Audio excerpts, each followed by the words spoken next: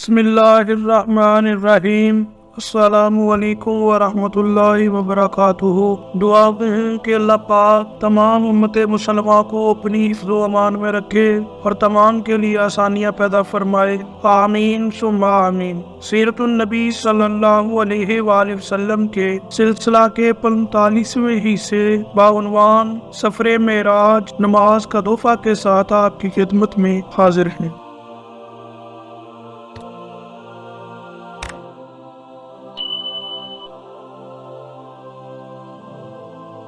جہنم دکھانے کے بعد آپ صلی اللہ علیہ وآلہ وسلم کو جنت دکھائی گئی۔ آپ صلی اللہ علیہ وآلہ وسلم نے وہاں موتیوں کے بنے ہوئے گنبد دیکھے، وہاں کی مٹی مشک کی تھی۔ آپ صلی اللہ علیہ وآلہ وسلم نے جنت میں انار دیکھے، وہ بڑے بڑے ڈولوں جتنے تھے اور جنت کے پرندے اونٹوں جتنے بڑے تھے۔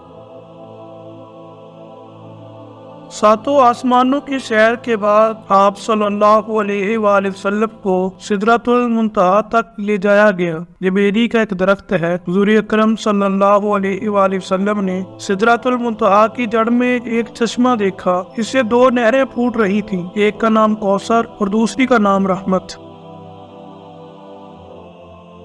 آپ صلی اللہ علیہ وآلہ وسلم فرماتے ہیں، میں نے اس چشمے میں غسل کیا۔ ایک روایت کے مطابق سدرۃ المنتہا کی جڑ سے جنت کی 4 نہریں نکل رہی ہیں۔ ان میں سے ایک نہر پانی کی، دوسری دودھ کی، تیسری شہد کی اور چوتھی نہر شراب کی ہے۔ اسی وقت سدرۃ المنتہا کے پاس آپ صلی اللہ علیہ وآلہ وسلم نے جبریل کو اس کی اصل شکل میں دیکھا، یعنی جس شکل میں اللہ تعالیٰ نے بنایا تھا۔ ان کے 600 پر ہیں اور ہر پر اتنا بڑا ہے کہ اس سے آسمان کا کنارہ چھپ جائے۔ ان پروں سے رنگا رنگ موتی اور یاقوت اتنی تعداد میں گر رہے تھے کہ ان کا شمار اللہ ہی کو معلوم ہے۔ پھر ایک بدلی نے آپ صلی اللہ علیہ وآلہ وسلم کو آ کر گھیر لیا۔ آپ صلی اللہ علیہ وآلہ وسلم کو اسی بدلی کے ذریعے اوپر اٹھا لیا گیا۔ جبریل وہیں رہ گئے۔ بعض روایات میں بدلی کی جگہ ایک سیڑھی کے ذریعے اٹھانے کا ذکر بھی آیا ہے۔ یہاں آپ صلی اللہ علیہ وآلہ وسلم نے سریر اقلام لوح محفوظ پر لکھنے والے کلموں کی سرسراہٹ کی آوازیں سنی۔ یہ تقدیر کے قلم تھے اور فرشتے ان سے مخلوق کی تقدیریں لکھ رہے تھے۔ یہ تفصیل سے معلوم ہوا کہ جبریل علیہ السلام سدرۃ المنتہا سے آگے نہیں گئے، اور یہ بھی معلوم ہوا کہ سدرۃ المنتہا 7ویں آسمان سے اوپر ہے۔ بعض علماء نے لکھا ہے کہ یہ عرش اعظم کے دائیں طرف ہے۔ ایک روایت میں ہے کہ جبرائیل علیہ السلام آپ صلی اللہ علیہ وآلہ وسلم کو لے کر 7ویں آسمان کے اوپر گئے۔ وہاں ایک نہر پر پہنچے، اس میں یاقوتوں، موتیوں اور زمرد کے خیمے لگے تھے۔ اس نہر میں ایک سبز رنگ کا پرندہ تھا، وہ اس قدر حسین تھا کہ اس جیسا پرندہ کبھی نہیں دیکھا تھا۔ جبرائیل علیہ السلام نے بتایا یہ نہر کوثر ہے جو اللہ تعالیٰ نے آپ صلی اللہ علیہ وآلہ وسلم کو عطا فرمائی۔ سبحان اللہ۔ آپ صلی اللہ علیہ وآلہ وسلم فرماتی ہیں، میں نے دیکھا اس میں یاقوت اور زمرد کے تھالوں میں رکھے ہوئے سونے اور چاندی کے جام تیر رہے تھے۔ اس نہر کا پانی دودھ سے زیادہ سفید تھا۔ میں نے ایک جام اٹھایا، اس نہر سے بھر کر پیا تو وہ شہد سے زیادہ میٹھا اور مشک سے زیادہ خوشبودار تھا۔ آپ صلی اللہ علیہ وآلہ وسلم فرماتے ہیں، جبریل علیہ السلام مجھے لیے ہوئے سدرۃ المنتہا تک پہنچے۔ اس کے پاس حجاب اکبر ہے۔ حجاب اکبر کے پاس پہنچ کر انہوں نے کہا، میری پہنچ کا مقام یہاں ختم ہو گیا، اب آپ آگے تشریف لے جائیں۔ آپ صلی اللہ علیہ وآلہ وسلم فرماتے ہیں، میں آگے بڑھا یہاں تک کہ میں سونے کے تخت تک پہنچ گیا، اس پر جنت کا ریشمی قالین بچھا تھا۔ اسی وقت میں نے جبرائیل علیہ السلام کی آواز سنی، وہ کہہ رہے تھے، اے محمد صلی اللہ علیہ وآلہ وسلم، اللہ تعالیٰ آپ صلی اللہ علیہ وآلہ وسلم کی تعریف فرما رہے ہیں، آپ سنیے اور اطاعت کیجیے، آپ کلام الہی سے دہشت زدہ نہ ہوئیں۔ चनाचा उस वक्त मैंने हक ताला की तारीफ बयान की। उसके बाद मुझे अल्लाह का दीदार हुआ। मैं फौरन सजदे में गिर गया। फिर अल्लाह ताला ने मुझ पर वही उतारी। वो ये थी, है मोहम्मद, जब तक आप जन्नत में दाखिल नहीं हो जाएंगे उस वक्त तक तमाम नबियों के लिए जन्नत हराम रहेगी। इस तरह जब तक आपकी उम्मत जन्नत में दाखिल नहीं होगी तमाम उम्मतों के लिए जन्नत हराम रहेगी। इसके अलावा अल्लाह ताला ने फरमाया, है मोहम्मद, हमने आपको कौसर अता फरमा दी है। इस तरह आपको यह खसूसियत हासिल हो गई है कि तमाम जन्नती आपके मेहमान होंगे। इसके बाद 50 नमाजें फर्ज हुई। 50 नमाजें हजरत मूसा अलैहिस्सलाम के मशवरे से कम कराई गईं, यहाँ तक कि उनकी तादाद 5 कर दी गई। ताहम अल्लाह ताला ने इरशाद फरमाया, है मोहम्मद, हर रोज ये 5 नमाजें हैं, इनमें से हर एक का सवाब 10 के बराबर होगा और इस तरह इन 5 नमाजों का सवाब 50 नमाजों के बराबर मिलेगा। आपकी उम्मत में से जो शख्स भी नेकी का इरादा करे और फिर ना कर सके तो मैं उसके हक में सिर्फ इरादा करने पर 1 नेकी लिखूंगा और अगर उसने वो नेक अमल कर भी लिया तो उसे 10 नेकियों के बराबर लिखूंगा। और जो शख्स किसी बदी का इरादा करे और फिर इसको ना करे तो भी उसके लिए 1 नेकी लिख दूंगा और अगर उसने वो बदी कर ली तो उसके नतीजे में 1 बदी लिखूंगा। आप सल्लल्लाहु अलैहि वसल्लम फरमाते हैं, मैंने जन्नत के दरवाजे पर लिखा देखा, सदका का सिला 10 गुना है और कर्ज का सिला 18 गुना है। मैंने जिब्रील से पूछा, ये क्या बात है कि कर्ज देना सदके से अफजल है? जवाब में उन्होंने कहा, इसकी वजह ये है कि साइल जिसे सदका दिया जाता है वो मांगता है तो उसी वक्त उसके पास कुछ ना कुछ होता है, जबकि कर्ज मांगने वाला उसी वक्त कर्ज मांगता है जब उसके पास कुछ ना हो। हज़ूर अक़दस सल्लल्लाहु अलैहि वसल्लम ने मिराज के दौरान जहन्नम के दरोगा मालिक को देखा। वो इंतहाई सख्त तबीयत का फरिश्ता है, उसके चेहरे पर गुस्सा और गजब रहता है। आप सल्लल्लाहु अलैहि वसल्लम ने उसे सलाम किया। दरोगा ने सलाम का जवाब दिया, खुश आमदीद भी कहा, लेकिन मुस्कुराया नहीं। इस पर हुजूर नबी करीम सल्लल्लाहु अलैहि वसल्लम ने जिब्रील अलैहिस्सलाम से फरमाया, ये क्या बात है कि मैं आसमान वालों में से जिससे भी मिला उसने मुस्कुराकर मेरा इस्तकबाल किया, मगर दरोगा जहन्नम ने मुस्कुराकर बात नहीं की। इस पर जिब्राइल अलैहिस्सलाम ने कहा, जो जहन्नम का दरोगा है जब से पैदा हुआ है आज तक कभी नहीं हंसा, अगर ये हंस सकता तो सिर्फ आप ही के लिए हंसता। ये बात अच्छी तरह जान ले कि नबी करीम सल्लल्लाहु अलैहि वसल्लम को मिराज यागने की हालत में जिस्म और रूह दोनों के साथ हुई। बाज लोग मिराज को सिर्फ एक ख्वाब कहते हैं और बाज कहते हैं सिर्फ रूह गई थी, जिस्म साथ नहीं गया था। अगर ये दोनों बातें होती तो फिर मिराज के वाक़े की बिला क्या खसूसियत थी?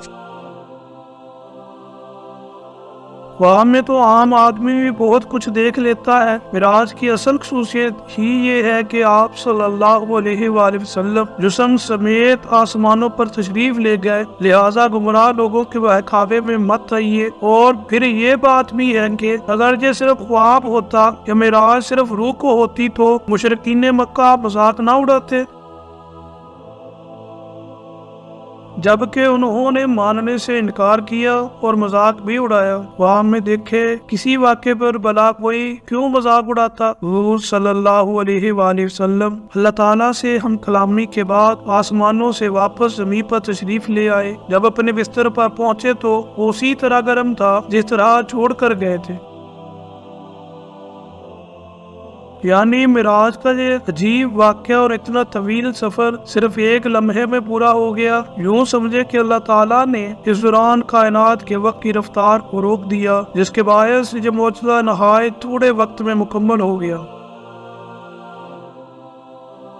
معراج کی رات کے بعد جب صبح ہوئی اور سورج ڈل گیا تو جبرائیل علیہ السلام تشریف لائے۔ انہوں نے امامت کر کے آپ صلی اللہ علیہ وآلہ وسلم کو نماز پڑھائی تاکہ آپ صلی اللہ علیہ وآلہ وسلم کو نمازوں کے اوقات اور نمازوں کی کیفیت معلوم ہو جائے۔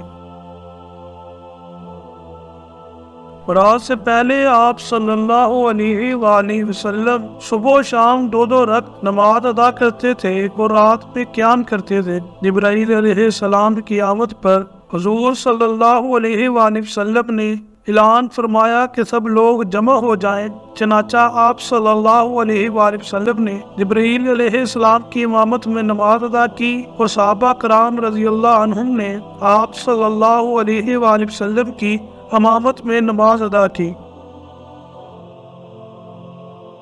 جو ظہر کی نماز تھی اسی روز اس کا نام ظہر رکھا گیا، اس لیے کہ یہ پہلی نماز تھی جس کی کیفیت ظاہر کی گئی تھی۔ چونکہ دوپہر کو عربی زبان میں ظہیرہ کہتے ہیں، اس لیے یہ بھی ہو سکتا ہے یہ نام اسی بنیاد پر رکھا گیا ہو کیونکہ یہ نماز دوپہر کو پڑھی جاتی ہے۔ اس نماز میں آپ صلی اللہ علیہ وآلہ وسلم نے 4 رکعت پڑھائی اور قرآن کریم آواز سے نہیں پڑھا۔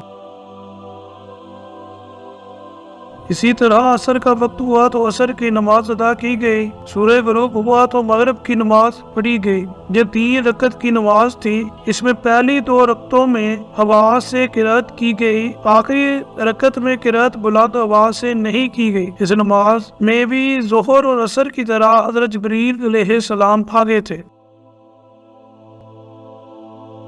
آپ صلی اللہ علیہ وآلہ وسلم ان کی امامت میں نماز ادا کر رہے تھے اور صحابہ نبی کریم صلی اللہ علیہ وآلہ وسلم کی امامت میں۔ رہا یہ سوال کہ یہ نماز کہاں پڑھی گئی تو اس کا جواب یہ ہے کہ خانہ کعبہ میں پڑھی گئی اور آپ صلی اللہ علیہ وآلہ وسلم کا رخ بیت المقدس کی طرف تھا،